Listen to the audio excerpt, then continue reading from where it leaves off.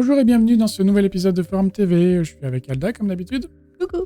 Et aujourd'hui, on va vous parler des dates de retour de séries ou de nouvelles séries qui sont enfin annoncées. Allez, c'est parti. On commence avec Angeline, une série qui est en préparation depuis très longtemps, avec Amy Rossum dans le rôle principal. On va voir qu'elle a un rôle assez particulier. C'est une série qui est en préparation, donc, comme je vous le disais, depuis 2017. Il a eu du mal à trouver son bon créneau pour être diffusé. Et là, ça arrive enfin sur Peacock, qui est le service de streaming de NBC, si je ne dis pas de bêtises. Oui. Et qui donc a annoncé que la série Angeline allait arriver le 19 mai.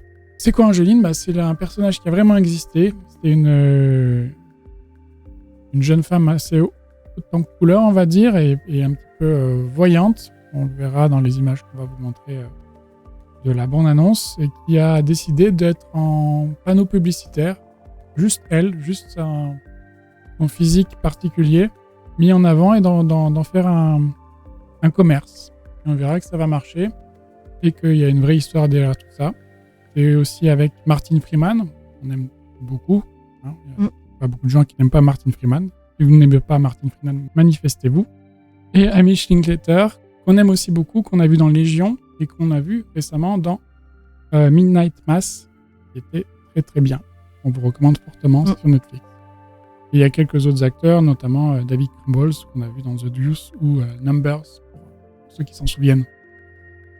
Donc voilà, une série potentiellement intéressante, une mini-série, et pourquoi pas avec Amy Rossum dans un rôle un petit peu différent de ce qu'on a l'habitude de voir. Nouvelle date, nouvelle série dans un genre très différent. Très très différent, puisque ça se passe en 1919 à Birmingham.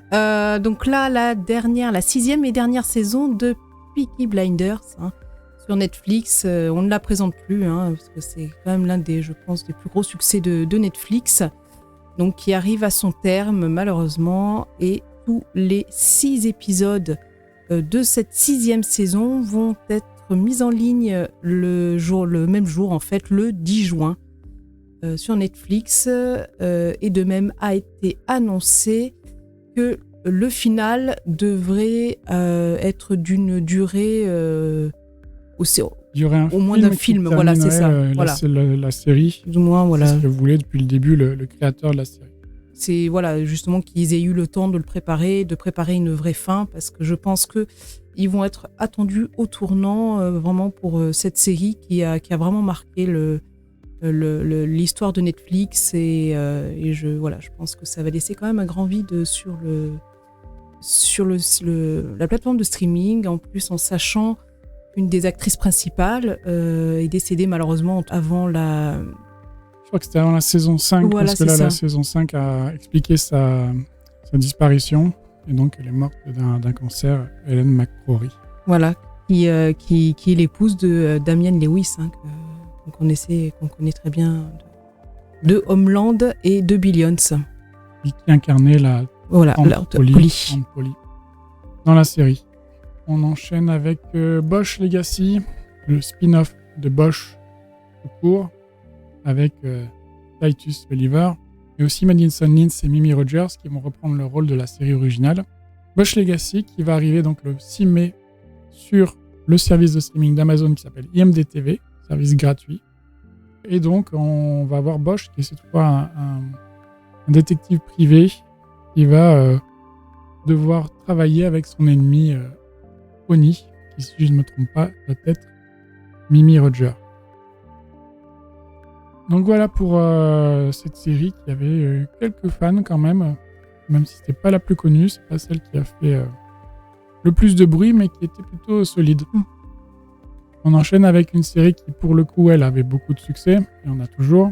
Et qu'on attend depuis bientôt 2 ans, puisque la saison 2 avait été mise en ligne en juillet 2020.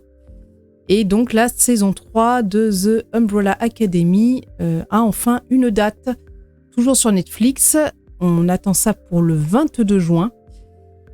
Cette saison 3, en vous rappelant qu'à la fin de la saison 2,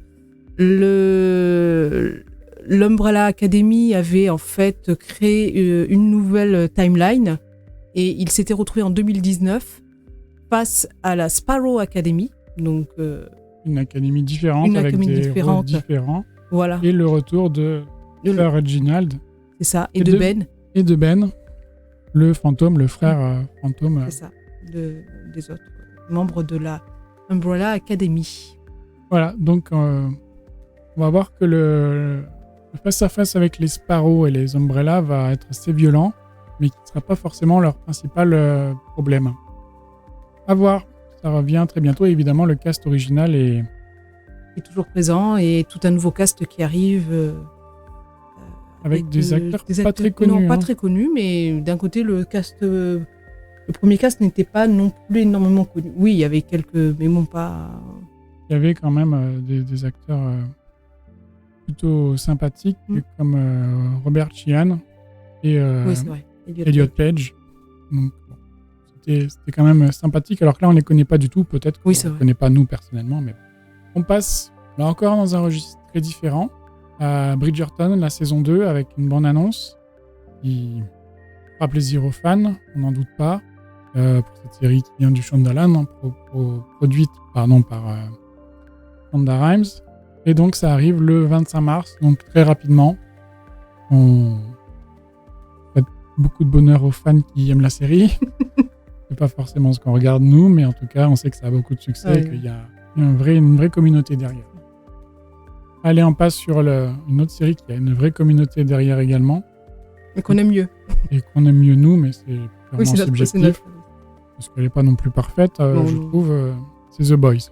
Donc la très attendue saison 3 de The Boys, qui a enfin donc une date de mise en ligne, toujours sur Prime Video. Ça sera le 3 juin, avec 3 épisodes qui vont être mis en ligne le jour même, et puis ensuite ça sera un épisode par semaine jusqu'au final qui sera lui diffusé le 8 juillet, en sachant que bien sûr l'un des gros événements de cette saison 3 c'est la venue d'un nouveau personnage et d'un acteur qui est quand même très très connu, puisqu'il s'agit de Jensen Ackles, bien sûr de Supernatural, et qui va interpréter donc le rôle d'un nouveau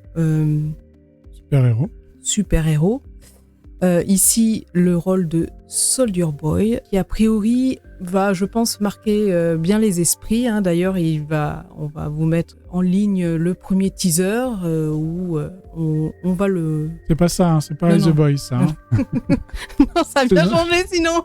C'est pas la même. Non. Et donc, on va vous mettre la bande-annonce dans laquelle on voit des choses un petit peu intrigantes, notamment pour le personnage de Butcher, pardon. Et voilà, il passe peut-être quelque chose à ce niveau-là, ou peut-être est-ce une fausse piste. La réponse, le 3 juin. C'est ça. On termine avec une série, vraiment sur des registres très différents aujourd'hui, mais c'est sympa. Une série très spéciale visuellement qui s'appelle Undone, qui avait une saison 1 sur Prime Video, et qui là revient enfin. Je crois que ça faisait aussi un bout de temps qu'ils n'étaient pas venus, qu'on n'avait pas revu cette série. 2 ans et demi pour être exact. Et donc ça arrive fin avril, plus précisément 29. Le 29 avril pour être précis. Il y aura 8 épisodes et on vous laisse découvrir ce à quoi ça ressemblait pour ceux qui ne connaissent pas encore, ceux et celles. Et il y a d'ailleurs une vidéo récap plutôt sympathique ici qu'on va vous mettre en lien pour voir un petit peu de quoi il s'agit. Alors c'est spoiler sur la saison 1, mais ça donne une bonne idée de cette série qui a besoin d'un petit peu plus d'exposition à mon avis. Elle est quand même assez sympathique et originale. On termine avec Better Call Saul qui va bientôt se terminer. Voilà, également une belle série qui touche à sa fin de l'univers de Breaking Bad. Donc je pense que c'est encore une page qui se tourne sur la chaîne EMC.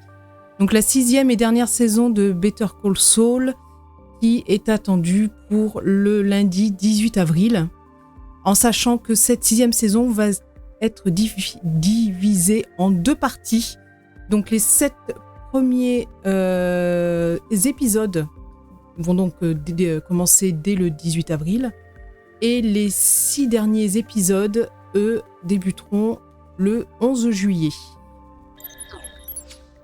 Voilà, c'est fini pour aujourd'hui. Donc pas mal de séries qui reviennent, des registres très différents, il y en a pour tous les goûts. Et dites-nous celles que vous allez regarder dans les commentaires. Merci beaucoup, à bientôt. Bye.